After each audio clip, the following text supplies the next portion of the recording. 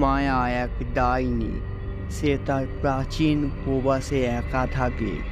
সে মানুষের আত্মা দিয়ে কালো জাদু করে, কিন্তু তার হৃদয় ছিল শূন্য আর একা।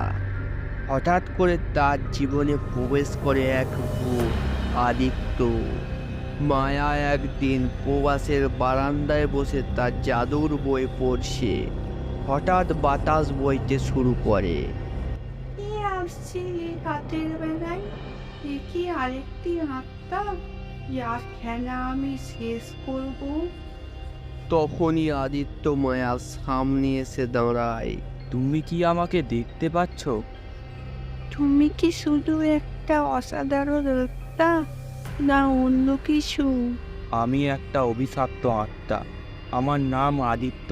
আমি বহু শতাব্দী ধরে এই পৃথিবীতে ঘুরে বেড়াচ্ছি, কিন্তু কোথাও আমার স্থান নেই। তখন মায়ার মনে প্রথমবারের মতো কৌতূহলের জন্ম নেয়। এই আত্মা আলাদা, এর মধ্যে কিছু একটা আছে যা আমার হৃদয়কে স্পর্শ করছে। এরপর তাদের মধ্যে বন্ধুত্বের সৃষ্টি হয়। প্রতিদিন রাত্রির বেলার আদিত্য মায়ার কাছে আসে। তারা একসঙ্গে কথা বলে আর হেঁটে বেড়ায় চারদিকে। আমার জীবনটা খুব অদ্ভুত ছিল। আমি একজন সাধারণ মানুষ ছিলাম।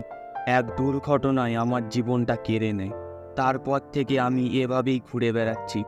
কবরে থেকেও শান্তি পাচ্ছি না। তুমি কি তোমার পুরনো জীবনে ফিরে যেতে চাও? তাহলে আমি কিছু করতে পারি। তুমি কেন আমার জন্য কিছু করতে চাইবে? তুমি তো ডাইনি। সাধারণ মানুষ তো তোমার কাছ থেকে ভয়ে পালায়। আমি বহু শতাব্দী ধরে একা আছি। তুমি বোধো যাকে দেখে আমার হৃদয়ে কিছু একটা জেগেছে। এরপর তাদের মধ্যে গভীর বন্ধুত্ব হতে থাকে। আদিত্য মায়াকে তার মনুষ্য জীবনের গল্প শোনায়, আর মায়া তাকে তার কালো জাদুর রহস্য জানায়। এক রাতে আদিত্য মায়ার সামনে দাঁড়িয়ে থাকে। তাদের মধ্যে কিছু একটা অস্বাভাবিক কিছু হতে থাকে। আদিত্য, আমার মধ্যে এমন কিছু আছে যে আমাকে সবসময় আকর্ষণ করে। আমি খালি তোমার সাথে থাকলে কেমন যেন পরিবর্তন অনুভব করি। মায়া, আমি তোমার মতনই অনুভব করছি, কিন্তু আমরা জানি আমাদের এই সম্পর্কটা স্বাভাবিক নয়। তুমি জানো না আমি তোমায় কতটা ভালোবাসি। আমি প্রথমবারের মতো কারোর জন্য এমন অনুভব করছি। আমিও তোমাকে হারাতে চাই না মায়া, কিন্তু আমি ভূত আর তুমি তো ডাইনি। আমাদের একসাথে থাকা পৃথিবীর নিয়ম সব ভেঙে দেবে। তাদের মধ্যে প্রেম গভীর হয়, কিন্তু তারা জানে না এই সম্পর্ক বিপদের দিকে নিয়ে যেতে পারে। এরপরই শুরু হয় কালো জাদুর প্রতিশোধ। একদিন এক রাতে মায়া আর আদিত্য একে অপরের কাছে আসতে চায়। তখনই শুরু হয় এক বিপদ। তাদের চারদিক কেঁপে ওঠে আর ঝোড়ো হাওয়া বইতে লাগে। তখনই তাদের সামনে প্রকট হয় ডাইনিদের সর্দার। মায়া, তুমি কি করছো? একজন ভূতের সাথে প্রেম? তুমি আমাদের সব নিয়ম ভেঙে দিচ্ছ।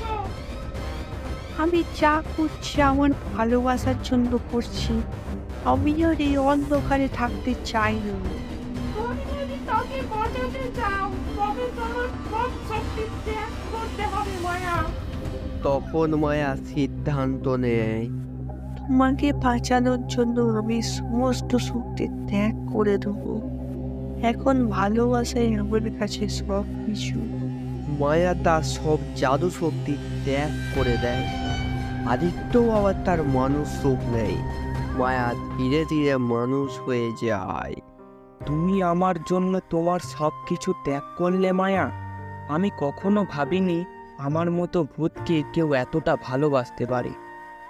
ভালোবাসা সব কিছু বদলে দিতে পারে আদিত্য। জাদু তার কাছে তুচ্ছ। এবং এরপর মায়া আর আদিত্যর প্রেমে জয় হয় এবং তারা একসাথে সংসার করতে থাকে।